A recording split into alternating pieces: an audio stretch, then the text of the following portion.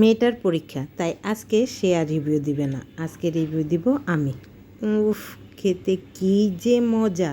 সাজনা দিয়ে তৈরি এই রেসিপিটা এতটা লোভনীয় যে রান্না করার সাথে সাথেই খেতে বসে গেলাম।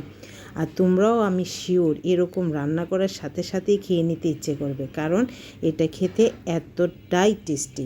স্পেশালি সজনে ডাঁটা যাদের পছন্দ তাদের কাছে অমৃত সমান মনে হবে আমার আজকের এই রেসিপি। তাহলে চলো ঝটপট তৈরি করে ফেলি, আর সেই জন্য তো অবশ্যই লাগবে সজনে ডাঁটা।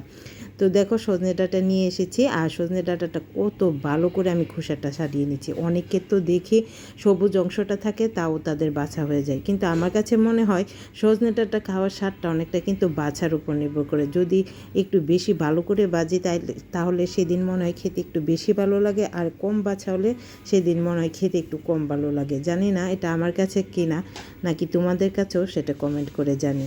তো যাই হোক, দেখো সজনে ডাঁটাগুলো খুব ভালো করে বেছে নিলাম। এবার ভালো করে ধুয়ে তারপর পানিটা ঝরিয়ে রাখবো। আর এদিকে চলে গেলাম চুলায়, বসিয়ে দিলাম একটি প্যান, আর তাতে দিয়ে দিলাম পরিমাণ মতো তেল। তেলটা গরম হয়ে গেলে প্রথমে এখানে অ্যাড করে দিব পেঁয়াজ কুচি।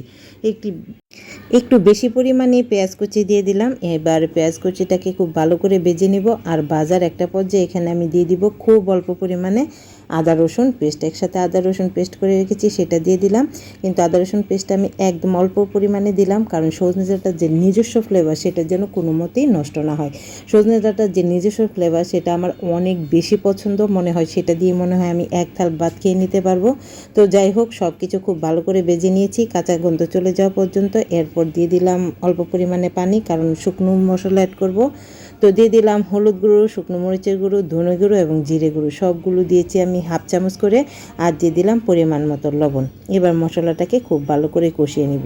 মশলা কষাবো কষাবো কষাবো, খুব ভালো করে কষাবো। তো দেখতেই পাচ্ছ মশলাটা খুব ভালো করে কষানো হয়ে গেছে। এরপর যে আমি দিয়ে দিব বাদাম পেস্ট। তোমরা চাইলে অন্য যে কোনো বাদামও পেস্ট করে দিয়ে দিতে পারো। তো বাদাম পেস্টটা দিয়ে আমি একটু পানি অ্যাড করব, আর তারপর আবারও ভালো করে কষিয়ে নেব। এক একটা মশলা অ্যাড করব আর ভালো করে কষিয়ে নেব। যত ভালো করে কষাবে খেতে ততই ভালো হবে। তো দেখতেই পাচ্ছ বাদামটা দিয়ে খুব ভালো করে কষিয়ে নিলাম। বাদাম দিয়ে কষানো হয়ে যাওয়ার পর এখানে আবার অ্যাড করে দিব আগে থেকে সর্ষে এবং কাঁচামরিচ একসাথে বেটে রেখেছিলাম, সেটা দিয়ে দিলাম। দিয়ে আবারও ভালো করে কষিয়ে নিব। তবে এ পর্যায়ে কিন্তু সর্ষে দিয়ে খুব বেশি কষানোর দরকার নেই, জাস্ট একটু নেড়েচেড়ে মিশিয়ে দিব।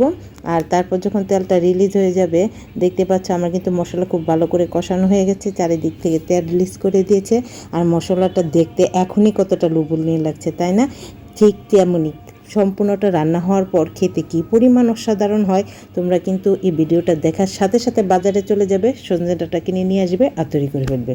তো দেখো মশলা কষানোর পর এবার আমি দিয়ে দিলাম সজনে ডাঁটাটা। দিয়ে সজনে ডাঁটা মশলার সাথে একটু ভালো করে কষিয়ে নিব। আর তারপর এখানে দিয়ে দিব আমি অল্প পরিমাণ পানিটা দিয়ে আবারও সুন্দর করে মশলার সাথে সজনে ডাঁটাকে মিশিয়ে দিব, যেন মশলা সজনে ডাঁটা একেবারে মিলেমিশে একাকার হয়ে যায়। তো দেখো পানিটা দিয়ে ঢাকনা দিয়ে ডেকে সজনে ডাঁটাটা একটু সিদ্ধ করে নিব। তোমরা সবাই জানো সজনে ডাঁটা সিদ্ধ হতে বেশি সময় লাগে না, স্পেশালি এখন কিন্তু বাজারে একদম কচি ডাঁটাগুলো পাওয়া যায়, যার কারণে সিদ্ধ হতে একদমই সময় লাগে না। তো দেখো সজনে ডাঁটা আমি এখানে 80% মতো সিদ্ধ করে নিয়েছি, বাকি রান্নাটা করতে করতে বাকিটাও সিদ্ধ হয়ে যাবে। তো যখন এরকম পর্যায়ে সিদ্ধ হয়ে আসবে সে পর্যায়ে এখানে আমি অ্যাড করে দিব আগে থেকে আমি কিছু গোল আলু সিদ্ধ করে রেখেছিলাম, আর এরপর এগুলো হাত দিয়ে ভালো করে স্ম্যাশ করে নিয়েছি, সেটা দিয়ে দিলাম। আর দিয়ে দিব কয়েকটি কাঁচামরিচের ফ্লেভারটা খুব ভালো আসে, সেই জন্য সেটা দিয়ে দিলাম। দিয়ে আবারও সব কিছু নেড়েচেড়ে একটু ভালো করে মিশিয়ে নিব। আর সব কিছু খুব ভালো করে নেড়েচেড়ে মিশানো হয়ে গেলে এখানে আমি গ্রেভির জন্য দিয়ে দিব খুব অল্প পরিমাণ পানি। দিয়ে দিব 1 কাপের মতো একদম গরম জলটাই দিও, দেখো খেতে খুব বেশি ভালো লাগবে। তো দিয়ে এবার সব কিছু খুব ভালো করে আবারও মিশিয়ে নিব। যেহেতু এটা মাখু হলেই খেতে বেশি ভালো লাগে, সেই জন্য আমি অল্প পরিমাণ দিলাম। তোমরা চাইলে কিন্তু বেশি গ্রেভি চাইলে আরও বেশি পানিও অ্যাড করে দিতে পারো। তো সবটা দেখো নেড়েচেড়ে খুব ভালো করে মিশিয়ে নিলাম। এবার জাস্ট একটু ফুটিয়ে নিব, যেহেতু গরম পানি বেশিক্ষণ ফুটতে হবে না, মাত্র 3-4 মিনিটের মতো ফুটে গেলে দেখতে পাবে যে এরকম ঘন ঘন কাঙ্ক্ষিত পর্যায়ে চলে আসবে। বাস রেডি হয়ে গেল। এবার গরম গরম পরিবেশনের জন্য প্রস্তুত আমাদের আজকের এই রেসিপিটা। তো তোমাদের কাছে কেমন লাগলো কমেন্ট করে জানিও, আর ভালো লাগলে বেশি বেশি শেয়ার করে দিও। সবাই ভালো থেকো, টাটা।